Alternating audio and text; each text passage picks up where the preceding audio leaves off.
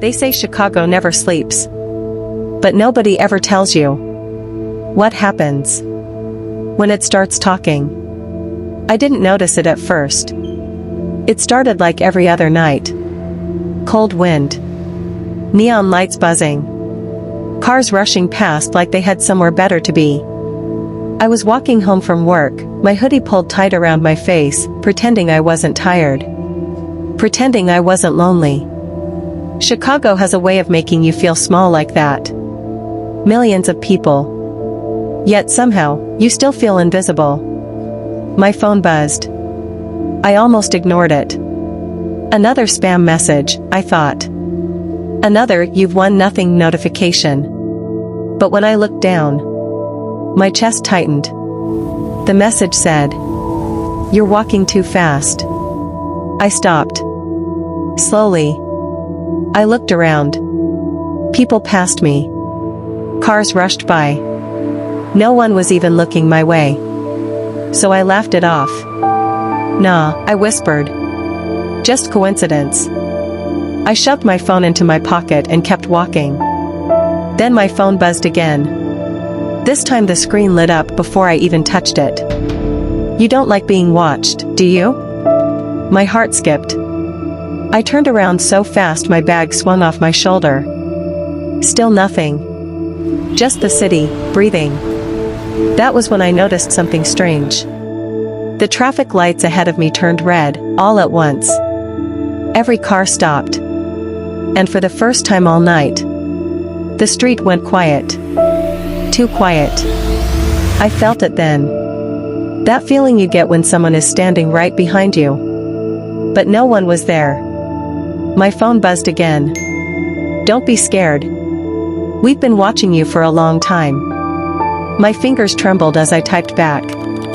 "Who is this?" The reply came instantly. "The city." I laughed. A short, nervous laugh. "Yeah right," I muttered. "Chicago can't talk." But the streetlights flickered.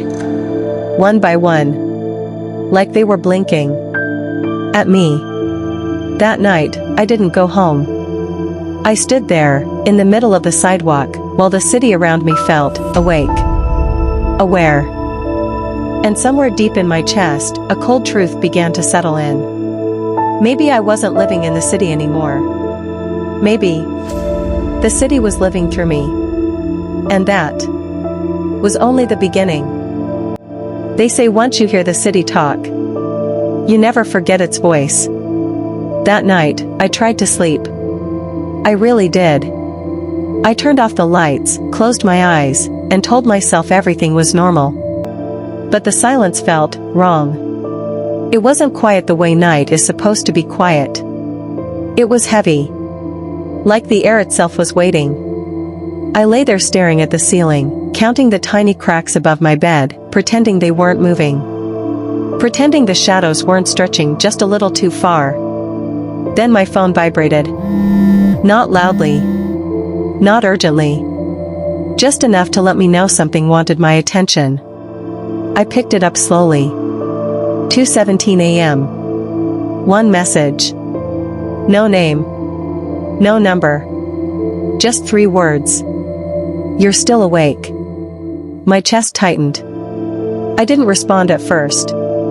My thumb hovered over the screen, frozen, while my heart beat so loudly I thought it might give me away.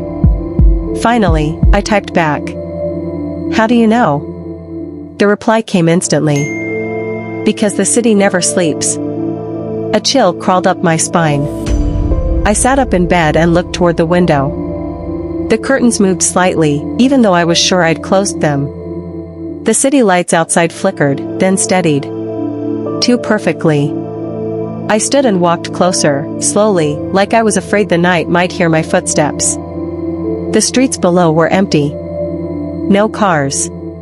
No people. No stray dogs. Just streetlights glowing in perfect rhythm, as if following some silent command. It didn't feel peaceful. It felt organized. The next morning came without comfort. The sun rose, but the air felt heavier than usual. On my way to work, everything felt rehearsed. The traffic lights turned green the moment I reached them. Pedestrians crossed at the same pace. Even the birds flew in neat, predictable lines. It was like the city already knew my route. At work, my boss called me into his office. No greeting. No small talk. He just smiled, a wide, stiff smile, and slid a folder across the desk. Inside was a promotion letter. A raise. A new position I never applied for. I stared at it, confused. I didn't. He raised his hand to stop me. The city takes care of those who listen, he said calmly. My stomach dropped. What do you mean? I asked. He only smiled wider. That night, the message came again. You're doing well. I stared at the screen, my hands shaking. What do you want from me?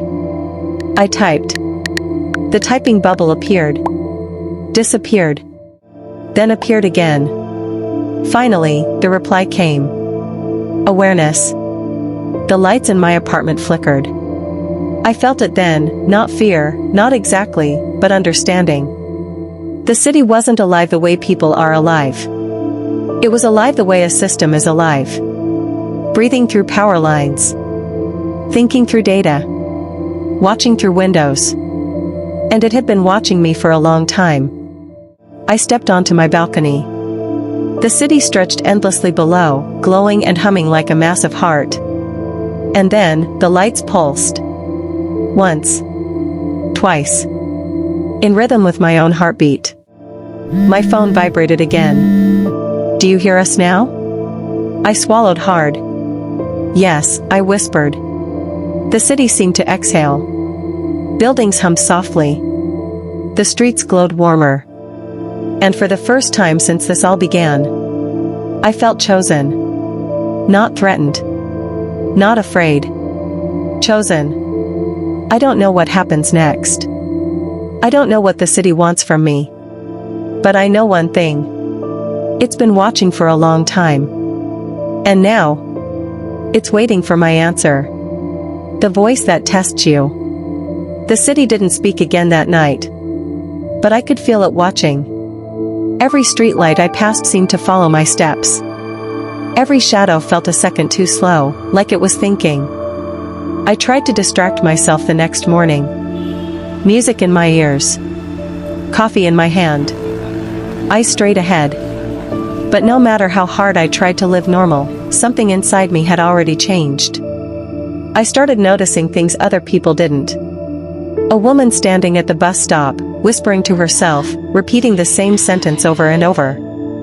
A man on the street corner arguing with no one. A child staring at a wall like he was listening to something only he could hear. And then it hit me. They weren't crazy. They were listening. That night, the voice came again, not through my phone this time. Inside my head. Soft. Calm. Patient. You hear us now, but you don't understand us yet. I froze. My heart raced, but my body wouldn't move. Why me? I whispered. There was a pause. Then the answer came, slow and heavy. Because you still question what you hear. I didn't understand at first. Then it clicked. The city didn't want blind followers. It wanted people who could think, but still obey. People who questioned just enough to feel special. That's when fear finally hit me. Not loud fear. Not panic. The quiet kind that sinks into your bones. I remembered something my grandmother used to say back when I was a child. When something gives you power too easily, ask what it wants in return. I hadn't thought of that in years. That night, I did something dangerous. I prayed. Not loudly. Not perfectly. Just honestly. God, if this is not from you, show me. The room went cold. The lights flickered violently. And for the first time since all this began, the city went silent. No hum. No glow. No presence. Just darkness. Then suddenly, my phone buzzed one last time. A message appeared. You don't belong to us. I felt a strange mix of fear and relief. The city wasn't angry. It sounded disappointed. Like something that had lost its favorite toy.